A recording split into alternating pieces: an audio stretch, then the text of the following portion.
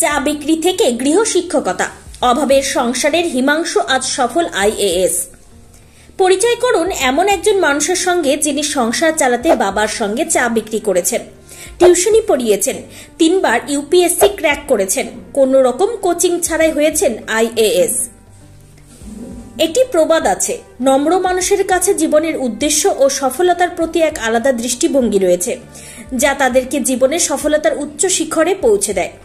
IAS Himanshu গুপ্তের জীবন কাহিনীও ঠিকই সেই রকমই অনুপ্রেরণাদায়ক, যা বর্তমান যুব সমাজকে অনুপ্রেরণা দান করবে, যার গল্প শুনে যে কেউ জীবনে যে কোনো পরিস্থিতি থেকে খুঁজে পাবে বেঁচে থাকার রসদ, লড়াই করার শক্তি, ঘুরে দাঁড়ানোর ইচ্ছে, জীবনের উদ্দেশ্য এবং সফলতার খিদে। হিমাংশুর জন্ম উত্তরাখণ্ডের উধম সিংহ জেলার সীতারগঞ্জে, কিন্তু বেড়ে উঠেছিলেন বরেলি জেলার একটি ছোট শহর সিরাউলিতে। ছোট থেকেই তিনি অভাবের সংসার প্রত্যক্ষ করেছেন।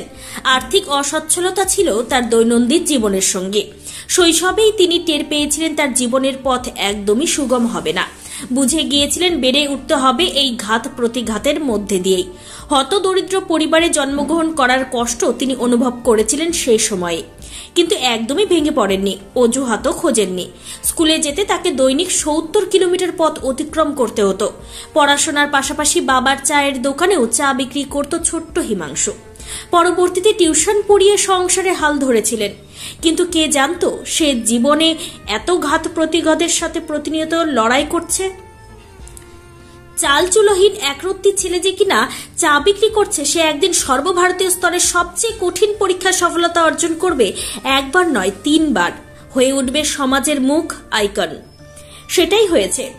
আজ সেই ছোট্ট চা বিক্রেতা হয়ে উঠেছেন আইএএস হিমাংশু গুপ্ত। হাজার প্রতিকূলতা সত্ত্বেও হিমাংশু দিল্লি বিশ্ববিদ্যালয়ের হিন্দু কলেজ থেকে স্নাতক হন। তারপর তিনি একটি ভালো চাকরিও পান। তখনই তিনি ইউপিএসসি সিভিল সার্ভিস পরীক্ষা দেওয়ার কঠিন সিদ্ধান্ত নেন। কঠিন হলেও কোনো বাধা তাকে খাঁচাবন্দি করতে পারেনি। ঝঞ্ঝার মতো এগিয়ে গিয়েছেন দুর্বার গতিতে। পরিবারকে টিকিয়ে রাখতে তিনি একটি সরকারি কলেজে গবেষক হিসেবে যুক্ত হন। এক প্রকার স্টাইপেন্ড দিয়েই তার সংসার ও নিজের খরচ বহন করতেন হিমাংশু। কোচিং ছাড়াই 3 বার ইউপিএসসি পরীক্ষা দিয়েছিলেন হিমাংশু। প্রথম প্রচেষ্টায় তিনি সিভিল সার্ভিসের জন্য যোগ্যতা অর্জন করেছিলেন, কিন্তু শুধুমাত্র নির্বাচিত হন আইআরটিএস এর জন্য। তবে তিনি নিজের লক্ষ্যে অবিচল ছিলেন।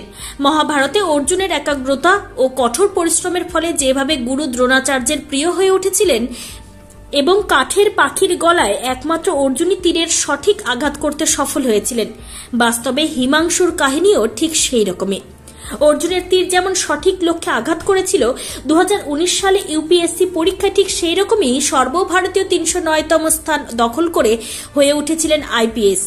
তবে এখানে তিনি থেমে থাকেননি, তারপরেও তিনি চেষ্টা চালিয়ে যান। পরের প্রচেষ্টায় বলা ভালো, তার শেষ প্রচেষ্টায় 2020 সালে ইউপিএসসি সিভিল সার্ভিস পরীক্ষায় অবশেষে তিনি সর্বভারতীয় 139তম স্থান সহ ভারতীয় প্রশাসনিক পরিষেবায় অফিসার হয়ে তার জীবনের স্বপ্ন অর্জন করেন। তার জীবন দর্শন হয়ে উঠবে যুব সমাজের পথেই, আর হিমাংশু হয়ে উঠবে পথপ্রদর্শক।